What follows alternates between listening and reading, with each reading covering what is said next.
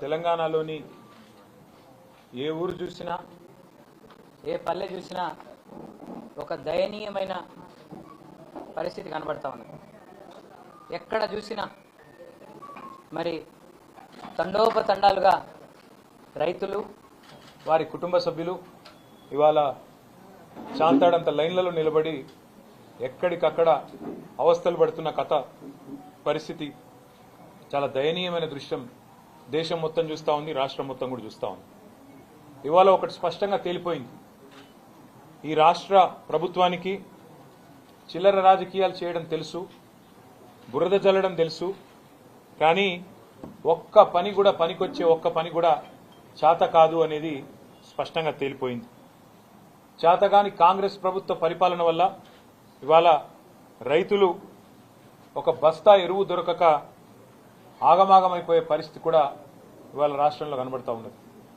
చివరికి పంట అమ్ముకోవాలి, పంట కొనాలి ప్రభుత్వం అంటే రైతులు అధికారుల కాళ్ళ మీద పడే దుస్థితి.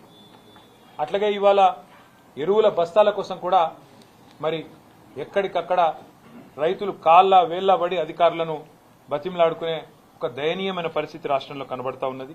అధికారుల కాళ్ళు పట్టుకునే దౌర్భాగ్యమైన పరిస్థితి ఇవాళ రాష్ట్రంలో కనబడతా ఉంది. ఏ చరిత్ర చూసినా ఏమున్నది గర్వకారణం అన్నట్టు కాంగ్రెస్ చరిత్ర ఎన్నడూ కూడా రైతుల విషయంలో సానుకూలమైన చరిత్ర కాదు, రైతులకు మేలు చేసిన చరిత్ర కాదు.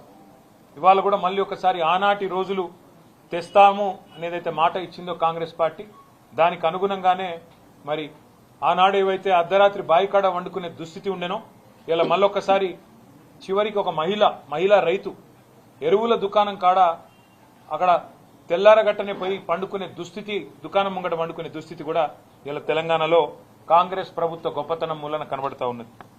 కేసీఆర్ గారి నాయకత్వంలో ఆనాడు ప్రభుత్వంలో 6 నెలల ముందే బఫర్ స్టాక్ తెప్పించి ఎక్కడికక్కడ గోదాములు సీజన్ మొదలు కాకముందే నింపి పెట్టి భారతదేశంలో ఎక్కడెక్కడ మరి యూరియా దొరికితే, ఎరువు దొరికితే ఆడికెళ్లి తెప్పించి రైతుకు కడుపులో చల్లగదలకుండా కూర్చునే విధంగా ఇంటికి ఎరువుల బస్తాలు పంపిన పరిస్థితి కేసీఆర్ గారి ప్రభుత్వంలో మనం చూసినాం. 4 లక్షల మెట్రిక్ టన్నుల గోదాముల సామర్థ్యం ఉంటే మేము బాధ్యతలు చేపట్టినాడు రైతుకు మేలు జరగాలన్న ఉద్దేశంతో 24 లక్షల మెట్రిక్ టన్నుల సామర్థ్యానికి సంవత్సరంన్నరలోనే తీసుకొని పోయిన ఘనత కూడా కేసీఆర్ గారి ప్రభుత్వానికి. కానీ ఇప్పుడున్న కాంగ్రెస్ ప్రభుత్వం గోదాములున్నాయి, రైతు వేదికలున్నాయి, కష్టపడే రైతులున్నారు, కేసీఆర్ గారు కష్టపడి చేయించిన మిషన్ కాకతీయ చెరువులున్నాయి, అద్భుతంగా కట్టిన ప్రాజెక్టులు కాళేశ్వరంతో సహా ప్రాజెక్టులు కలకల్లాడుతున్నాయి. కానీ కాంగ్రెస్ ప్రభుత్వం మాత్రం వానాకాలం సీజన్ మొదలైనా దున్నపోతు మీద వానబడ్డట్టే కనీసం ప్లానింగ్ లేదు, సమీక్ష లేదు, సన్నద్దత లేదు, ఎక్కడ కూడా ఒక ఆలోచన కూడా, ఒక ప్రణాళిక కూడా లేని పరిస్థితి కనబడతా ఉన్నది. ఒక ప్రణాళిక రాహిత్యం, అనుభవ రాహిత్యం, పరిపాలనా చాతగాంతనం, అదేవిధంగా ఇతర అంశాల మీద దృష్టి పెట్టడం వల్ల ఇవాళ రాష్ట్రంలో రైతులు అవస్థ పడతా ఉన్నారు, ఇబ్బంది పడతా ఉన్నారు. ఒక్కటంటే ఒక్కరోజు కూడా ముఖ్యమంత్రి గారు వ్యవసాయానికి సంబంధించిన సమీక్ష చేయలేదు. ఎరువుల మీద ఏ ఒక్కరోజు కూడా కనీసం కేంద్ర ప్రభుత్వాన్ని కలిసి విజ్ఞప్తి ఇచ్చిన పాపన పోలేదు. ఏదో పేరుకి రాహుల్ గాంధీని కలవడానికి పోయినట్టు పోయి ఏదో కాగితం ఇచ్చేసి రావడం కాదు. సిన్సియర్ గా, సీరియస్ గా ఇక్కడ ఏ పరిస్థితి ఉంది, ఎట్లా వ్యవసాయ విస్తరణ కేసీఆర్ గారి కాలంలో జరిగింది, దానికి తగ్గ విధంగా ఎంత ఎరువు కావాలి అనే ఒక ఇండెంట్ రాష్ట్ర ప్రభుత్వం నుంచి ఎన్నడూ కూడా పోలేదు. ముందస్తు ప్రణాళిక తయారు చేయలేదు. దాని ఫలితంగానే ఇవాళ రాష్ట్రంలో ఎరువుల కొరత కనబడతా ఉన్నది. కేసీఆర్ గారు ఉన్న 10 ఏళ్లు ఎన్నడూ లైన్లు లేవు, ఎన్నడూ ఎరువుల కోసం కొట్లాడుకునే పరిస్థితి లేదు, పోలీసులను పెట్టి ఎరువులు పంచే దుస్థితి ఎన్నడూ లేదు. మరి ఇవాళ రాష్ట్రంలో ఈ పరిస్థితి ఎందుకు వచ్చింది? కాంగ్రెస్ ప్రభుత్వం రాగానే రాష్ట్రంలో ఉన్న రైతన్నలు కూడా ఆలోచించాలని చెప్పి నేను కోరుతా ఉన్నా. ఇవాళ రాష్ట్రంలో పోలీసులు 2 పనులు చేస్తున్నారు. అయితే ఒకటి బీఆర్ఎస్ నాయకుల మీద కేసులు పెట్టాలి, ఎట్లా సోషల్ మీడియాలో పోస్టులు పెట్టినా కూడా చిన్న పిల్లల్ని కూడా భయపెట్టాలనేది ఒకటి. రెండోది ఎరువుల బస్తాల కాడ కాపలా కాస్తా ఉన్నారు. ఎక్కడ రైతులు తిరగబడి అధికారులను తంతారేమో అని చెప్పి ఎక్కడికక్కడ పోలీసులను పెట్టి పోలీస్ పహారాలో ఎరువుల దుకాణాల దగ్గర మరి ఎరువులు పంచే దుస్థితిలో ఇవాళ ప్రభుత్వం ఉన్నది. వాస్తవం ఏంది అంటే రాష్ట్ర వ్యవసాయ శాఖ కానీ, మార్కెటింగ్ శాఖ కానీ, మార్కెట్ కానీ, రవాణా శాఖ కానీ, జిల్లా యంత్రాంగం కానీ వాటి మధ్యన సమన్వయ లోపం కూడా తీవ్రంగా కనబడతా ఉన్నది. ఎందుకంటే నడిపించే నాయకుడికి వ్యవసాయం మీద అవగాహన లేదు, అటు పరిపాలన మీద అవగాహన అంతకంటే లేదు. కాబట్టి మరి వచ్చిన యూరియా కూడా కనీసం పంచే పరిస్థితి కూడా కనబడతలేదు. అట్లాగే మరి ఇంకా దారుణం ఏంటంటే ఒకవైపు చాంతాడంత లైన్లు ఏ ఊరికి పోయినా కనబడుతుంటే వేల మంది వర్షాల్లో కూడా లైన్లలో తల్లడిల్లిపోతుంటే ముఖ్యమంత్రి గారు మాత్రం రాష్ట్రంలో ఎరువుల కొరతనే లేదు, షార్టేజ్ లేనే లేదు, ఇదంతా కృత్రిమ కొరత, సోషల్ మీడియా సృష్టి అని పనికిమాలిన డైలాగులతో టైంపాస్ చేస్తా ఉన్నారు తన జూబ్లీ హిల్స్ ప్యాలెస్ లో కూర్చొని. క్షేత్రంలోకి వస్తే తెలుస్తుంది. ఊర్లు తిరిగితే, సొసైటీల కాడికి పోతే, రైతులను కలిస్తే దమ్ముంటే ఒక్కొక్క ముఖ్యమంత్రి గాని ఒక మంత్రి గారు గాని రైతుల కాడికి పోతే వాళ్ళ పరిస్థితి ఏందో, వాళ్ళ బాధ ఏందో తెలుస్తుంది. నేను అభినందిస్తా ఉన్నా మా బీఆర్ఎస్ పార్టీ నాయకత్వం. చాలా చోట్ల వాళ్ళ క్షేత్రస్థాయిలో రైతులకు అండగా నిలబడుతున్నారు, ఎక్కడికక్కడ ధర్నాలు చేస్తున్నారు. పార్టీ పిలుపునివ్వకపోయినా ఎక్కడికక్కడ రైతుల కోసం స్వచ్ఛందంగా వారికి అండగా నిలబడ్డ బీఆర్ఎస్ నాయకత్వాన్ని నేను అభినందిస్తా ఉన్నా. ఊరూరా రైతులు ఆధార్ కార్డులు పెట్టి, వాటి మీద రాళ్లు పెట్టి, క్యూ లైన్లో చెప్పులు పెట్టి మరి రాష్ట్ర ప్రభుత్వానికి సిగ్గొచ్చే విధంగా ఇవాళ మీడియా ఆ దృశ్యాలు ప్రసారం చేస్తూ ఉంటే కాంగ్రెస్ ప్రభుత్వం అవి కనబడనట్టు, రైతుల ఆక్రందనలు వినబడనట్టు, రాష్ట్రంలో కొరత లేదు అని సిగ్గులేని మాటలు మాట్లాడుతూ ఉన్నది. మొన్నటిదాకా విత్తనాల కొరత, తర్వాత సాగునీటి సంక్షోభం, కరెంటు కోతలు మరొక వైపు, కొనుగోళ్ల లేమి మరొక వైపు, ఇప్పుడు ప్రస్తుతం ఎరువుల కొరత. ఈ కాంగ్రెస్ ప్రభుత్వం యొక్క నిర్వాహకం వల్ల రైతుల్లో ఇవాళ వాస్తవానికి ఆగ్రహ విషయాలు కట్టలు తెంచుకుంటా ఉన్నాయి. తిట్టని రైతులేడు ఈ ప్రభుత్వాన్ని, తిట్టని రైతులేడు, శాపనార్థాలు పెట్టని మహిళా రైతులు లేరు, వారి కుటుంబ సభ్యులు లేరు. ఒక ఎకరానికి ఒక ఆధార్ కార్డు మీద ఒకటే బస్తా అని చెప్తుంటే ఇవాళ అవస్థలు పడుతున్న రైతులు, రైతు కుటుంబ సభ్యులు. మొన్న నల్లవెల్లి అనే ఊరు, మన పరకాల దగ్గర నల్లవెల్లి అనే ఊరు, ఆ గ్రామంలో మా మాజీ ఎమ్మెల్యే ధర్మారెడ్డి గారు చెప్పారు మాకు, ఒక రైతు తన భార్య పేరు మీద తన కొడుకు పేరు మీద ఉండే ఆధార్ కార్డులు కూడా తీసుకొని 3 బస్తాలు తీసుకున్నాడు. తీసుకుంటే నాన్ బెయిలబుల్ కేసు పెట్టి వాళ్ళ కుటుంబ సభ్యులే, వాళ్ళేం దొంగలు కాదు, వేరే వాళ్ళకి తీసుకురాలే, వేరే దొంగతనం చేయలేదు, నాన్ బెయిలబుల్ కేసులు పెట్టి ఇవాళ జైల్లో ఆ రైతును పంపిన దుర్మార్గమైన ప్రభుత్వం ఇవాళ రేవంత్ రెడ్డి గారి ప్రభుత్వం. ఇంత జరుగుతున్నా రేవంత్ రెడ్డి గారు మాత్రం పత్తా లేరు, కనీసం ఈ అంశం మీద మాట్లాడతలేరు. ఎక్కడ పోయిండో, ఏం చేస్తున్నాడో రేవంత్ రెడ్డి గారు, ఆయన ప్రభుత్వం చెప్పాలని చెప్పి నేను కోరుతా ఉన్నా. 24 గంటలు బురద రాజకీయాలు, బురద జల్లడం తప్ప రైతులకు పనికొచ్చే ఒక్క పని కూడా ఈ ప్రభుత్వం చేస్తలేదు అనేది వాస్తవం. ఇంకొక అనుమానం కూడా మాకుంది, కాంగ్రెస్ నాయకులే చాలా మంది చాలా చోట్ల బ్లాక్ మార్కెటింగ్ కూడా చేస్తున్నారనే అనుమానం కూడా మాకుంది. లేకపోతే ఇంత షార్టేజ్ రాదు. కేసీఆర్ గారు ఉన్నప్పుడు 10 ఏళ్లు ఎన్నడూ ఒక్కరోజు కూడా రైతుకు అవస్థ ఉండదు ఎరువుల కోసం. కాంగ్రెస్ రాగానే ఎందుకు స్టార్ట్ అయింది ఇట్లా సడన్ గా? బఫర్ స్టాకులు పెట్టుకునే విధానం కానీ, ఇంకోటి కానీ, ఆ నైపుణ్యం కానీ అధికారులకు ఉంది. అధికారులను పనిచేయనిస్తే వాళ్ళు బ్రహ్మాండంగా చేస్తారు. కానీ మా అనుమానం అయితే ఖచ్చితంగా ఈ బ్లాక్ మార్కెటింగ్ ఏదైతే జరుగుతున్నదో, ఇవాళ బ్లాక్ మార్కెట్లో ఎరువులు అమ్ముతున్నారో దాని వెనుక కూడా కాంగ్రెస్ వాళ్ళు ఉన్నారనేది మా అనుమానం. ఈ విషయంలో కూడా రైతులు అప్రమత్తంగా ఉండాలని చెప్పి కూడా మేము కోరుతా ఉన్నాం. ప్రైవేట్ కంపెనీల నుంచి మరి వాటికి లబ్ధి చేకూర్చి వాటి నుంచి భారీగా ముడుపులు దొబ్బాలన్న ఆలోచన ఏమైనా ప్రభుత్వానికి ఉందా? లేదా కాంగ్రెస్ నాయకుల దందాలు క్షేత్రస్థాయిలో జరుపుకునే విధంగా రేవంత్ రెడ్డి గారి అనుచరులు, కాంగ్రెస్ నాయకులు వాళ్ళేమన్నా ఈ బ్లాక్ మార్కెటింగ్ చేసి గోదాములలో దాస్తున్నారా? కృత్రిమ కొరత సృష్టించి రేటు పెంచి రైతును ఆగం చేసి మరి వారి దగ్గర ఎక్కువ డబ్బులు గుంజే ప్రయత్నంలో ఉన్నారా? ఇది కూడా తప్పకుండా రైతులు ఆలోచించాలి.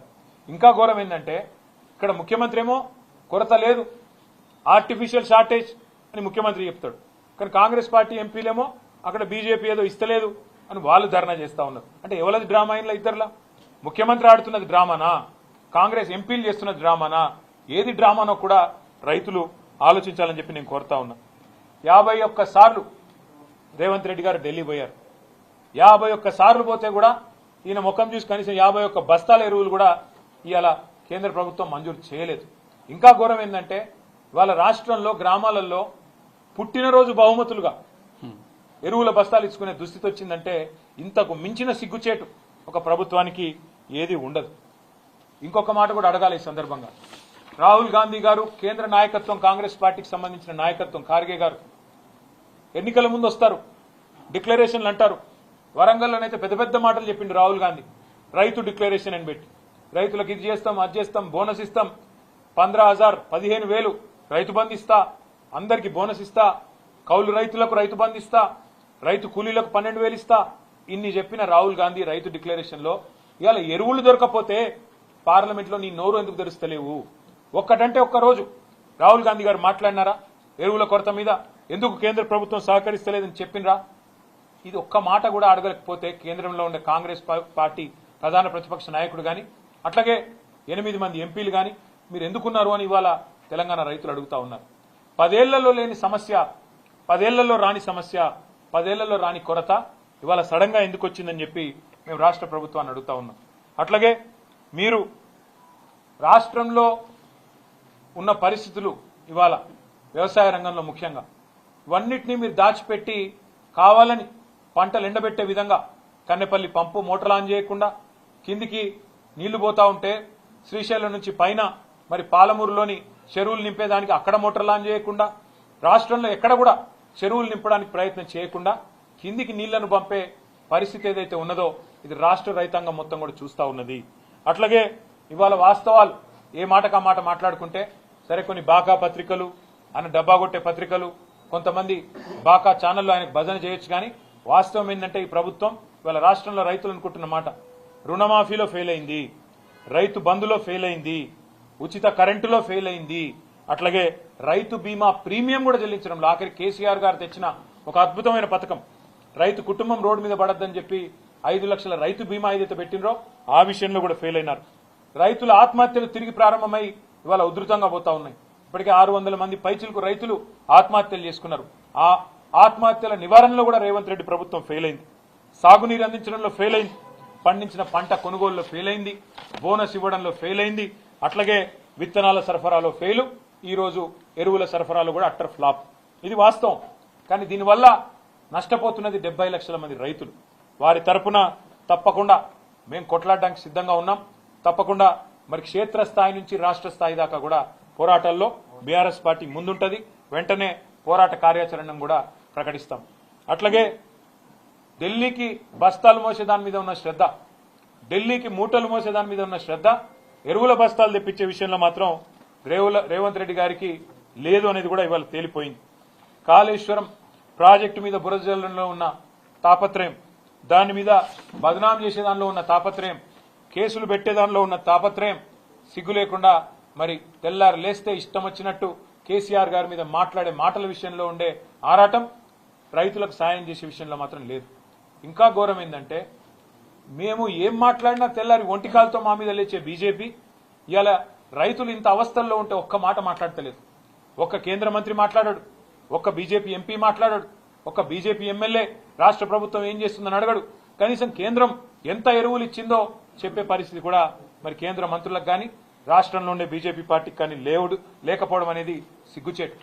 పక్కనే ఉంది ఆంధ్రప్రదేశ్లో మంత్రులు ఢిల్లీకి పోయి అక్కడ మరి కేంద్రంలో ఉండే మంత్రుల్ని పట్టుకొని బతిలాడుకొని మొత్తానికి ఎరువులు తెచ్చుకుంటున్నారు. కానీ మన రాష్ట్ర ముఖ్యమంత్రి 51 సార్లు పోయినా ఇప్పటివరకు 51 బస్తాలు కూడా అదనంగా రాలేదు. మరి 8+8 0 అని మేము ఎప్పుడో చెప్పినాం. 8 మంది బీజేపీ ఎంపీలు, 8 మంది కాంగ్రెస్ ఎంపీలు, రాష్ట్రం నుండి ప్రాతినిధ్యం వహిస్తున్న కేంద్ర మంత్రులు అందరూ కలిపి ఇవాళ రైతులకు సాధించింది గుండు 0 అనేది మళ్ళొక్కసారి తేలిపోయింది. 2 పార్టీలు కూడా కాంగ్రెస్ బీజేపీ ఎరువుల విషయంలో రైతులను మోసం చేయడంలో దొందే అనేది స్పష్టంగా తేలిపోయింది. ఇవాళ వాస్తవం కేంద్రంలో ఉన్న బీజేపీ ప్రభుత్వం మంచిగానే ఇస్తున్నది, కానీ కింద రాష్ట్ర ప్రభుత్వం పంచుతలేదు. ఏమైతుందో ఇక్కడికి వచ్చినాక యూరియా అని ఇక్కడ బీజేపీ ప్రెసిడెంట్ చెప్తున్నాడు. అంటే బ్లాక్ మార్కెటింగ్ జరుగుతుందని చెప్తున్నావా? కాంగ్రెస్ మధ్యలో యూరియా తింటున్నారని చెప్తున్నావా? మరి తింటుంటే నీ ప్రభుత్వం ఏం చేస్తుంది బీజేపీ ప్రభుత్వం అని మేము అడుగుతా ఉన్నాం. అట్లాగే మరి పార్లమెంట్లో చెప్తున్నారు మేము తగినంత మొత్తంలో సప్లై చేసినామని చెప్తున్నారు. మరి బ్లాక్ మార్కెటింగ్ జరుగుతుందా? మీరు వెంటనే కేంద్ర వ్యవసాయ శాఖ అదేవిధంగా కేంద్రంలోని సంస్థలు చర్యలు తీసుకోవాలి. బ్లాక్ మార్కెటింగ్ ఎవరైనా నమ్మితే వెంటనే జోక్యం చేసుకోవాలి. రాష్ట్ర ప్రభుత్వం చేస్తున్న ఈ దందాల మీద కూడా దృష్టి పెట్టాలి. ప్రైవేట్ కంపెనీలకు లాభం లభించే విధంగా, వారికి లాభం చేకూరే విధంగా ఇవాళ కొంత కుమ్మక్కైనట్టుగా రాష్ట్ర ప్రభుత్వం వ్యవహారం చేస్తుందనేది మా అనుమానం. పక్కదారి పట్టించి ఢిల్లీ నుంచి వచ్చిన యూరియాని కావాలని కొంతమందికి లాభం చేయడానికే ఈ రకమైన వైఖరి వారు అవలంబిస్తున్నారనేది మా అనుమానం. అందుకే ఈ విషయంలో కూడా దర్యాప్తు సంస్థలు జోక్యం చేసుకోవాలి. మరి తప్పకుండా వెంటనే స్పందించాలని కోరుతా ఉన్నాం. అట్లాగే ఆనాడు రామగుండం ఫర్టిలైజర్ ఫ్యాక్టరీని కేసీఆర్ గారి ప్రభుత్వం ఉన్నప్పుడు మేము పెడతామంటూ కేంద్రం ముందుకొస్తే వారికి సకల సౌకర్యాలు కల్పించింది మా ప్రభుత్వం. మేము ఇవాళ కేంద్ర ప్రభుత్వాన్ని కూడా డిమాండ్ చేస్తా ఉన్నాం. మేము సంపూర్ణంగా సహకరించినా ఆ ఫ్యాక్టరీ ఇవాళ ఫుల్ కెపాసిటీతో పనిచేస్తలేదు. మరి మన దగ్గరనే ఫర్టిలైజర్ ఉత్పత్తి అయి మన రాష్ట్రంలోనే ఫర్టిలైజర్ షార్టేజ్ ఉండడం అనేది మనకు సిగ్గుచేటు. కాబట్టి వెంటనే ఈ విషయంలో కేంద్రం కూడా స్పందించి సమీక్ష చేసి రామగుండం ఫర్టిలైజర్ యూనిట్ ని కూడా ఫ్యాక్టరీని కూడా పూర్తి స్థాయిలో పనిచేసే విధంగా చర్యలు తీసుకోవాలని చెప్పి కూడా మేము కోరుతా ఉన్నాం. అట్లాగే బీఆర్ఎస్ ప్రభుత్వంలో ఆనాడు మరి వానాకాలం డిమాండ్ కేవలం 9.8 లక్షల మెట్రిక్ టన్నులుంటే ఆనాడు సకాలంలో మేము ఎరువులు అందించినాం. ఈ రోజు మరి ఆనాడు మన ప్రభుత్వం ఉన్నప్పుడు సీజన్ 10-12 లక్షలు ఉన్నప్పుడు కూడా అందించగలిగినాం. డిమాండ్ ఉన్నప్పుడు బఫర్ స్టాక్ పెట్టుకున్నాం, కొన్నాం. ఏ డిమాండ్ ఎక్కడ దేశంలో లేనాడు కొన్నాము. మరి పెరుగుతున్న వ్యవసాయ విస్తరణకు అనుగుణంగా మేము ఆనాడు ఈ రకంగా ప్లానింగ్ తో కేసీఆర్ గారి ముందు చూపుతో ముందుకు పోయినాం. కాబట్టే మరి ఎక్కడా కూడా రైతుకి ఇబ్బంది కాకుండా 10 సంవత్సరాలు కాపాడుకున్నాం. సీజన్ మొదలు కాకముందే కేసీఆర్ గారు 24 గంటల పాటు మరి సమీక్ష చేసి ఎక్కడికక్కడ ప్రతి జిల్లాను కూడా మరి సన్నద్ధం చేసి ఎక్కడ కూడా రైతుకి ఇబ్బంది కాకుండా మా అందరినీ కూడా పురమాయించి పనిచేయించేటోళ్ళు. ఎక్కడ షార్టేజ్ కనిపించినా ముందే అధికారులు గాని మంత్రులు గాని ఢిల్లీకి పోయి మరి తగినంత మొత్తంలో బ్రహ్మాండంగా ఎరువులు సాధించుకునేటోళ్ళం. కానీ ఈ రోజు ఈ ప్రభుత్వానికి ఏ పట్టింపు లేదన్నది మళ్ళొకసారి అర్థమైంది. అందుకే రేవంత్ రెడ్డిని మేము అడిగేది ఒకటే, నువ్వు మరి ముందుకు వచ్చి ఎరువులు సరఫరా చేసే విషయంలో స్పష్టంగా బ్లాక్ మార్కెటింగ్ విషయంలో ఈ రాష్ట్రంలో జరుగుతున్న పరిస్థితుల విషయంలో ఒక శ్వేతపత్రం విడుదల చేస్తావా? ఎంత వచ్చింది, ఎంత సరఫరా జరిగింది, ఎంతమందికి ఎంత ఎరువు అందింది, ఎంత పక్కదారి పట్టింది, ఎంత బ్లాక్ మార్కెటింగ్ జరిగిందనే విషయంలో రాష్ట్ర ప్రజలకు నిజం తెలవాలంటే మరి వెంటనే శ్వేతపత్రం ప్రచురించాలని చెప్పి మేము డిమాండ్ చేస్తా ఉన్నాం. లేని పక్షంలో మరి క్షేత్రస్థాయి నుంచి రాష్ట్ర స్థాయి దాకా పోరాటానికి నిర్మాణం చేస్తాము. చివరగా మరి పోరాటంలోకి పోయే ముందు నేను ఎక్కడికక్కడ ఇవాళ నాకు రెగ్యులర్ గా ప్రతి ఊరు నుంచి ప్రతి నియోజకవర్గం నుంచి కూడా ఫోటోలు పంపుతా ఉన్నారు మాకు. అన్న ఇక మా దగ్గర ఇంత పెద్ద లైన్ ఉంది, మా దగ్గర ఇంత పెద్ద లైన్ ఉందని చెప్తా ఉన్నారు. నేను మా బీఆర్ఎస్ సోదరులను కూడా కోరుతా ఉన్నా, ఎక్కడికక్కడ రాష్ట్ర వ్యాప్తంగా ఉన్న మా నాయకత్వాన్ని కూడా కోరుతా ఉన్నా, దయచేసి గౌరవనీయులైన నియోజకవర్గాల ఇన్ఛార్జీలు, ఎమ్మెల్సీలు, ఎమ్మెల్యేలు, మాజీ పార్లమెంట్ సభ్యులు, మాజీ జిల్లా పరిషత్ చైర్మన్లు, జెడ్పీటీసీలు, ఎంపీపీలు అందరూ కూడా దయచేసి రాబోయే వారం రోజుల పాటు అన్ని నియోజకవర్గ కేంద్రాల్లో, అన్ని నియోజకవర్గాల్లో, అన్ని సొసైటీ కేంద్రాల్లో ఎక్కడికక్కడ మరి ఈ ఎరువుల పంపిణీ కాడికి మనం పోవాలి, రైతులతో మాట్లాడాలి. ఆనాటి పరిస్థితి ఎట్లుండే ఇవాళ ఎట్లా ఉన్నదో వారికి గుర్తు చేయాలి. అట్లాగే అధికారులతో కూడా సంభాషించాలి. ఎందుకు పైనుంచి ఎంత వచ్చింది, మీరు ఎంత ఇస్తున్నారు, పైనుంచి షార్టేజ్ ఉందా, లేకపోతే ఇక్కడికి వచ్చినాక షార్టేజ్ అవుతున్నదా, డిమాండ్ ఏమైనా పెరిగిందా, పోయిన సీజన్లో ఎంతుండే, కేసీఆర్ గారు మరి 2023 ఆనాటి వానాకాలంలో ఎంత ఇచ్చినారు, ఈ రోజు ఎంత ఉంది, ఎందుకు పరిస్థితి మారిందనే విషయంలో కూడా రైతులకు వివరించి చెప్పాలి.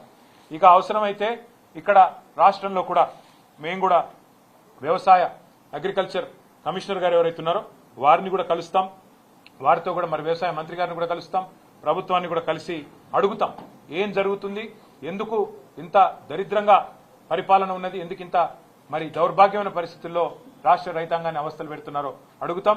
కానీ రాష్ట్ర వ్యాప్తంగా రైతులు ఆనాటి రోజులు కేసీఆర్ గారి గవర్నమెంట్ లో మరి ఈ రోజు కాంగ్రెస్ ప్రభుత్వంలో ఉన్న ప్రస్తుత పరిస్థితులు గమనించి మరి ధైర్యం కోల్పోకుండా మేమందరం కూడా మీకు అండగా ఉంటాం, ధైర్యం కోల్పోకుండా పోరాటానికి నడుం బిగించాలని మేము మా పార్టీ తరఫున విజ్ఞప్తి చేస్తూ మా నాయకులు రాబోయే వారం రోజుల పాటు క్షేత్రస్థాయిలో విస్తృతంగా పర్యటిస్తారు. అందరం కూడా ప్రతి నియోజకవర్గంలో కూడా అన్ని సెంటర్లకు పోతాం, ఎక్కడికక్కడ రైతుల తరఫున ప్రభుత్వాన్ని నిలదీస్తామని చెప్పి కూడా తెలియజేస్తూ రాష్ట్ర రైతాంగం ధైర్యంగా ఉండాలని కోరుతాం. ఉపరాష్ట్రపతి ఎన్నిక విషయంలో నిన్న మొన్న మరి అటు ఎన్డీఏ ఇటు ఇండియా రెండు కూటములు కూడా తమ తమ అభ్యర్థుల్ని ప్రకటించాయి. కానీ మీకు నేను గుర్తు చేస్తా ఉన్నా, బీఆర్ఎస్ అనేది సర్వస్వతంత్రమైన పార్టీ. మాకు ఢిల్లీలో బాసులు ఎవరు లేరు, మాకు ఢిల్లీలో ఏ బాసు లేడు, మాకు ఏ పార్టీ కూడా మా బాస్ కాదు. మాకు ఎవరైనా బాసులు ఉన్నారు అంటే తెలంగాణ ప్రజలే మా బాసులు తప్ప మాకెవరు ఢిల్లీలో పెద్దలు మాకు ఆజ్ఞాపించే వాళ్ళు, మమ్మల్ని ఆదేశించే వాళ్ళు ఎవరు లేరు. మేము మా పార్టీకి ఇంతవరకు ఎవరు కూడా సంప్రదించలేదు. ఈ అభ్యర్థి కానీ ఆ అభ్యర్థి కానీ ఈ కూటమి కానీ ఆ కూటమి కానీ ఎవరు కూడా మమ్మల్ని సంప్రదించలేదు, మమ్మల్ని అడగలేదు. మేము కూడా ఒక పార్టీగా కేవలం మీడియాలో చూసిందే తప్ప ఉపరాష్ట్రపతి ఎన్నిక జరుగుతుందని మాకు ఇంతవరకు ఎవరు కూడా సంప్రదించింది లేదు, ఎవరు కూడా అడిగింది లేదు. పార్టీగా ఇంకా టైం ఉంది, సెప్టెంబర్ 9 ఎన్నిక కాబట్టి కూర్చొని ఆలోచించుకొని మేము ఎలక్షన్ తేదీ నాటికి మా వైఖరి ప్రకటిస్తాం. కానీ ఒకటి మాత్రం నేను గుర్తు చేస్తా ఉన్నా, మేము ఎన్డీఏ కూటమిలో లేము, ఇండియా కూటమిలో లేము. మాకు ఇద్దరు అభ్యర్థులకి ఎవరికి సపోర్ట్ చేయాలనే విషయంలో మాకు ఢిల్లీ నుంచి ఏ ఒత్తిడి లేదు, మాకు ఏ ఒత్తిడికి తల ఒగ్గాల్సిన అవసరం లేదు. మాకు ఢిల్లీలో ఏ బాస్ కూడా లేరు. మేము తెలంగాణ ప్రజల మూడుకు అనుగుణంగా, తెలంగాణ ప్రజల ఆకాంక్షలకు అనుగుణంగా, ఇక్కడ ప్రజల ప్రయోజనాలకు అనుగుణంగా, రాష్ట్ర ప్రజల ప్రయోజనాలకు అనుగుణంగా ఏ నిర్ణయమైనా తీసుకుంటాం తప్ప మేము ప్రస్తుతానికైతే ఏ నిర్ణయం కూడా తీసుకోవాలి.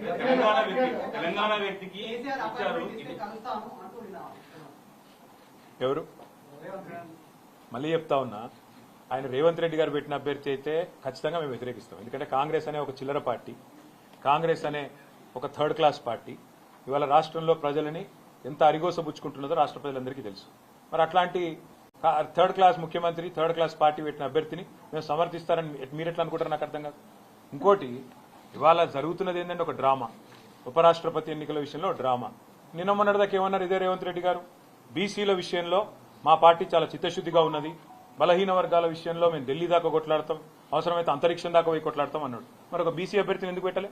అంత ప్రేమ ఉంటే తెలంగాణ నుంచి ఒక బీసీ అభ్యర్థి దొరకలేదు, ఒక కంచైలయ్య గారిని పెట్టేది ఉండే. తెలంగాణ నుంచి ఒక బీసీ అభ్యర్థిని పెట్టి ఇగో ఇది మా చిత్తశుద్ధి అని చెప్పుకునేది ఉండే. అంటే బీసీల మీద ప్రేమ మాత్రం నోట్లోనే ఉంటుంది. మళ్ళీ ఎన్నికలు నిలబెట్టే టైంకి వచ్చే వరకు మాత్రం బీసీలు కనబడరు మీకు. అట్లాంటి మీ మాటలు మేము నమ్మాలి, మీ మాటలు నమ్మి మళ్ళీ మీ వెనక నిలబడాలి. నేను అడుగుతా ఉన్నామ్మా, మీరేమైనా మెహర్బాన్ చేస్తుండ్రా మాకు? మేము సర్వస్వతంత్రమైన పార్టీ, మేము డెఫినెట్గా ఎన్డీఏలో లేము, ఇండియాలో లేము. మేము మా మోడీ మా బాస్ కాదు, రాహుల్ గాంధీ మా బాస్ కాదు, తెలంగాణ ప్రజలు మా బాసులు. వాళ్ళ ఆలోచనకు అనుగుణంగా, వాళ్ళ అభిప్రాయానికి అనుగుణంగా మా నిర్ణయం ఉంటుంది. ఇక్కడ ఒకటి మాత్రం వాస్తవం, రెండు పార్టీలు దొందు దొండేనండి. కాంగ్రెస్ బీజేపీ రెండు కూడా దొందు దొందే. తెలంగాణను ఇద్దరు కూడా ముంచినోళ్లే. 11 ఏళ్లు బీజేపీ ఏం చేయలే, 2 సంవత్సరాలకు 20 నెలలుగా కాంగ్రెస్ ఏమీ చేయలే, ఇచ్చిన ఒక్క మాట నిలబెట్టుకోలే. ఆ ఇద్దరు అభ్యర్థులను మేము అంత సీరియస్ గా తీసుకోవాల్సిన ఆలోచన ఉంటుందని నేనైతే వ్యక్తిగతంగా అనుకోను. కానీ పార్టీగా, ఎందుకంటే నా ఒక్కడ అభిప్రాయం పార్టీ అభిప్రాయం కాదు, పార్టీగా మేము కూర్చుని ఆలోచించి డెఫినెట్ గా మా ఎమ్మెల్యేలు ఉన్నారు, మా ఎంపీలు ఉన్నారు, మా ఎమ్మెల్సీలు ఉన్నారు, మా ఇన్ఛార్జీలు ఉన్నారు, మా స్టేట్ కమిటీ ఉంది, అందరం అవసరమైతే పెద్దలు కేసీఆర్ గారితో మా అభిప్రాయాలు చెప్పి ఒక పార్టీగా నిర్ణయం తీసుకుంటాం. వ్యక్తిగతంగా నేను అనుకోవడం మాత్రం రెండు కూడా దొందు దొందే, కాంగ్రెస్ బీజేపీ రెండు దొందు దొందే. రెండు తెలంగాణకు పనికొచ్చే పార్టీలు కాదు, రెండు ఢిల్లీ పార్టీలే. వాటిని పట్టించుకోవాల్సిన అవసరం కానీ, వాటి రాజకీయం గురించి ఆలోచించాల్సిన అవసరం కానీ లేదు అనేది వ్యక్తిగతంగా నా అభిప్రాయం.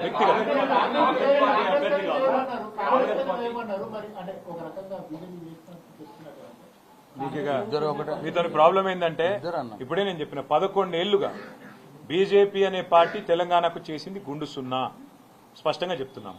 ఇప్పుడు 20 నెలలుగా కాంగ్రెస్ పార్టీ తెలంగాణ ప్రజలకు కొట్టింది గుండు, ఇక ఇచ్చింది గుండు సున్నా. ఇది వాస్తవం. ఇవాళ యూరియా షార్టేజ్ ఉన్నది. ఎవరు బాధ్యులండి? కాంగ్రెస్ బీజేపీ కాదా? కేంద్రంలో ఉన్న బీజేపీ, రాష్ట్రంలో ఉన్న కాంగ్రెస్. మరి రెండు దౌర్భాగ్య పార్టీల వల్ల తెలంగాణలో 70 లక్షల మంది రైతులు వానల్లో తడుస్తూ ఎరువుల కోసం ఎండుతుంటే వీళ్ళకి మాత్రం ఎలక్షన్ రాజకీయాలు కావాలి, ఎలక్షన్ కావాలి, కలెక్షన్ కావాలి, ప్రైవేట్ మార్కెటింగ్ చేయాలి, బ్లాక్ మార్కెటింగ్ చేయాలి, ఇదే దందా. అందుకే అంటున్నారు రెండు దొందు దొందే. నా వ్యక్తిగతమైన అభిప్రాయం ఒక వ్యక్తిగా రెండు పార్టీలు కూడా మనకు తెలంగాణకు చేసిందేమీ లేదు, పట్టించుకోవాల్సిన అవసరం లేదని నా వ్యక్తిగత అభిప్రాయం. పార్టీగా మేము ఎన్నిక డేట్ దగ్గరకు వచ్చినాడు నిర్ణయం తీసుకుంటాము, అప్పుడు మాట్లాడతాం. అని రేవంత్ రెడ్డి గారు చెప్తున్నాడంటే నువ్వు అర్థం చేసుకోవచ్చు. రేవంత్ రెడ్డి గారి మాటను కూడా మీరు నమ్మితే నేనేం చేయలేదు. అంటే ఇప్పుడు నేను ఒక మాట అడుగుతాను మిమ్మల్ని, మీరు అర్థం చేసుకోండి. రెండు పార్టీలు కలిసి ఒక స్టేట్మెంట్ ఇవ్వమని, సెప్టెంబర్ 9 లోపల రాష్ట్రానికి సరిపడా, ఇవాళ మాటిస్తున్నాను, రాష్ట్రానికి సరిపడా యూరియా, ఓకే, 2 లక్షల మెట్రిక్ టన్నుల యూరియా ఇంకా అవసరం మనకి. ఎవరు ఇస్తా అని స్టేట్మెంట్ ఇస్తే వాళ్ళకి మేము మద్దతు ఇస్తాం. చలో రాష్ట్ర రైతుల తరఫున మాకు 4 ఓట్లు ఉన్నాయి పోయి, ఎవరు ఇస్తా అని చెప్తే 2 లక్షల టన్నుల ఎరువు ఎవరు ఇస్తాము అని స్పష్టంగా ప్రకటిస్తే, మోడీ గారన్నా ప్రకటించాలా, రాహుల్ గాంధీ గారన్నా ప్రకటించాలి, మేము ఇస్తాం. ఏడొచ్చింది మీకు 6 గ్యారెంటీలు వచ్చినట్టే ఉన్నది. కానీ మీరు నమ్మితే మీ కర్మ, అది నేను వేయలేను. తులం బంగారం కూడా వచ్చేసింది, 2500 కూడా వచ్చేసినాయి, రైతులందరికీ 15,000 కూడా అడ్డాయి. నువ్వు మహేష్ గౌడ్ మాటలు అంటే 6 గ్యారెంటీలు కూడా అమలైపోయినాయి. మీరు నమ్మదలుచుకుంటే మీరు నమ్మండి, మేము ఈ చిల్లర మాటలు మేము నమ్మము. ఎవరు 2 లక్షల టన్నుల ఎరువులు మేము తీసుకొచ్చి సెప్టెంబర్ 9 లోపల పెడతాం అని స్పష్టంగా అష్యూరెన్స్ ఇస్తే ఆ అభ్యర్థికి ఓటేసే విషయంలో మేము ఆలోచిస్తాం, సానుకూలంగా పరిశీలిస్తాం. Thank you. తెలంగాణలోని ఏ